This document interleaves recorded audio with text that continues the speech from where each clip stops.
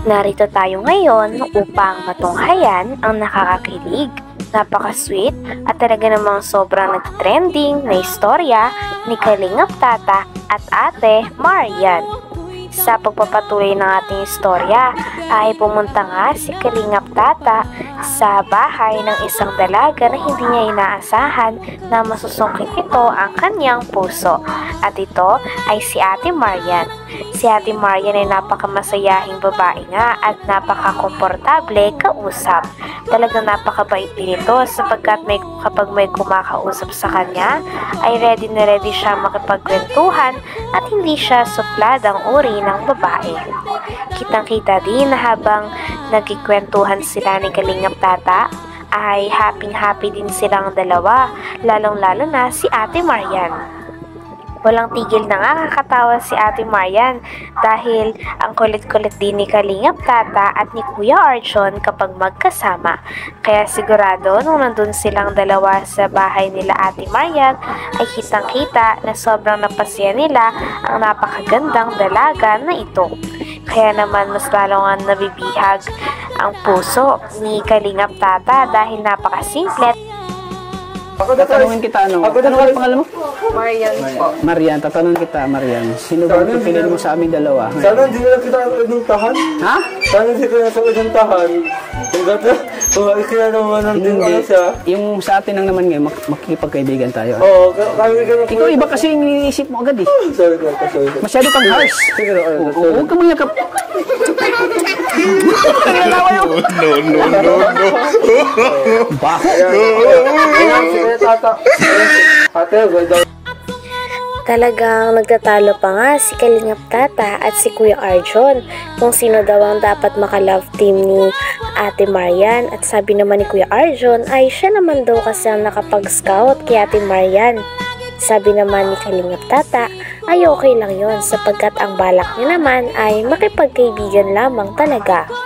Dahil tuwang-tuwa nga si Kalingap Tata dahil may bago na naman siyang nakita na babae na talaga namang napakabait at napakaganda din at the same time. Kaya syempre kakaibiganin niya ito sapagkat gandang-ganda talaga siya kay Ate Marian at napakabait pa nga nito. Habang nandun nga sila ay mas larong nakikilala ni Kalingap Tata ang dalaga na ito at humahanga siya dahil napakatalino din pala ni Ate Marian. Tawang-tawa naman si Kuya Arjon sapagkat nai-inlove na naman muli si Kalingap Tata sa mas bata sa kanya kaya pinagtatawanan niya ang dalawa. Ganda rin. This is Kalingap Tata. Ayan. Sana magkakaibigan po kayo. Ito yung usang tatay. Hindi naman, grabe. Grabe man lang ako nilalaglag eh. Kuya. Bakit kuya? Hindi kasi, gusto tanda sa Bata pa naman ako tingnan eh. Kaya nga, kuya, diba? Kuya Tata. Bakit kuya? Tata lang, ano, magkuya ka sa akin, Tata. Kuya Tata, kuya Ha? Tata. I prefer kuya po. Kaya! Talaga. Nice to meet you, ano, Marian. Nice to meet you din po. Grabe, ang labot talaga ng kamay mo.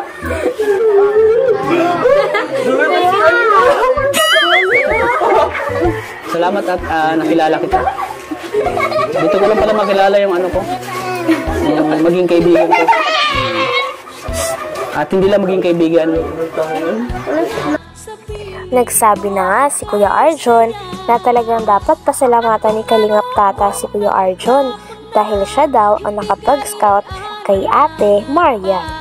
At dahil nga dito ay mas lalo na nagiging masaya si Kalingap Tata. Sabi pa ni Kalingap Tata ay balak niya daw sana na palagi nang pumunta sa bahay nila Ate Marian dahil gusto niya mas makilala ang dalaga. Na-curious naman si Ate Marian kung paanong pagkakakilala ba ang gusto ni Kalingap Tata. Sabi naman ni Kalingap Tata ay gusto niya lang daw talaga na maging magkaibigan sila at bahala na ang tadhana na ang magsabi kung saan talaga sila patungo. Kaya naman kilig na kilig din si Ate Marian. Soon ay magiging close mo pa.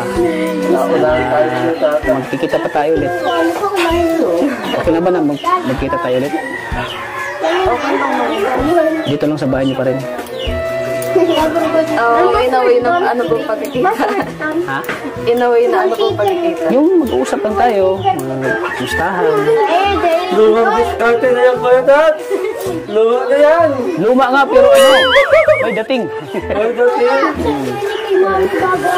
Salamat pala, nakilala kita dito. Maraming salamat. Sa akin ka pasalamat kasi akong naka-scout. Sige, pasalamatan lang kita. Salamat sa'yo, Arjun. Oh, ano ba yan? Natanong si ate ha? Oo naman. Ikaw kasi, pag nag-ano ka sa babae, binibigla mo agad. Magkaibigan lang kayo ni ate muna, ha? Magkaibigan. Oo, ang kaibigan. Magkaibigan. Oo. Antayin mo muna sa inabot sa edad mo. Ito. Grabe naman. Tinanong naman nila kung ready na daw ba si Ate Marian na pumasok sa isang relasyon. Sabi naman ni Ate Marian na sa ngayon ay hindi pa talaga sapagkat kakagaling niya lang daw talaga sa isang breakup. At sabi pa nga ni Ate Marian na hindi magandang pumasok sa isang relasyon na galing pa lamang sa breakup dahil masasaktan lamang ang isang tao dahil hindi pa nag-heal ang isa. Ilang taon ko paghihintay niyo, grabe ka naman. Kasi si Maria nasa tamang edad din naman siya. Oo. Pero hindi kasi, Tats, marami kasing nawawala sa pag-ibig. Wala bang naniligaw sa'yo? Wala bang... Wala na. Wala. Binasted ko na po. Ay, lumabas na din. Wala yun. Pwede pala Pwede. Somewhere po not interested. Pwede. Bakit? Bakit not interested ka? Grabe, English yun Hindi, ang mahal lang sa Pero, kaibigan, pwede naman. Madami naman din po akong kaibigan. Sana isa ako sa maging kaibigan mo. Kaibigan ka, kuya. Bakit pala ayaw mong magkaroon ng manliligaw? Freshly break up pa lang po. Siya! Tamang-tama bro, break up. Pwede tayong papasok dyan. Ayan. Kailangan pwede ba akong papasok? Papasok. Bawal.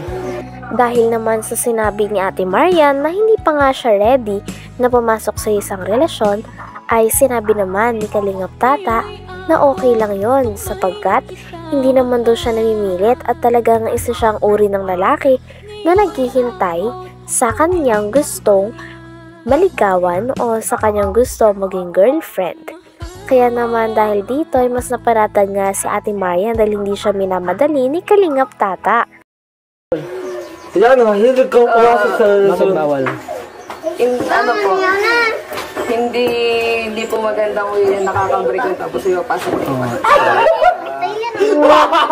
Siyempre hindi naman sa handa naman ako maghintay at alam ko naman nakaka-break up mo lang may nagdaroon pa siya, ramdam pa niya yung sakit at papasok ka agad, busted ka agad kung papasok ka kasi alam mo namang pumasok ka agad tapos bigla kang papasok agad siyempre kung ako babae ayaw ko talaga. Pero handa naman akong maghintay handa akong maghintay sa desisyon mo. So ngayon po ay kilala lang natin. Hindi pa natin kilala yung isa't isa, Sabi nga ni Kalingap Tata na mas okay daw na kilalanin daw muna nila ang isa't isa dahil no pressure naman daw. Dahil alam niya nga na hindi pa talaga ready si Ate Marian. Kaya naman handang-handa talaga maghintay si Kalingap Tata at pinapakita niya kay Ate Marian na handa siyang maghintay kahit gaano pa katagal para sa dalaga na si Ate Marian. Kilalanin muna natin yung isa't isa. Tats, ang diskarte mo. Ayos-ayusin mo, Tats.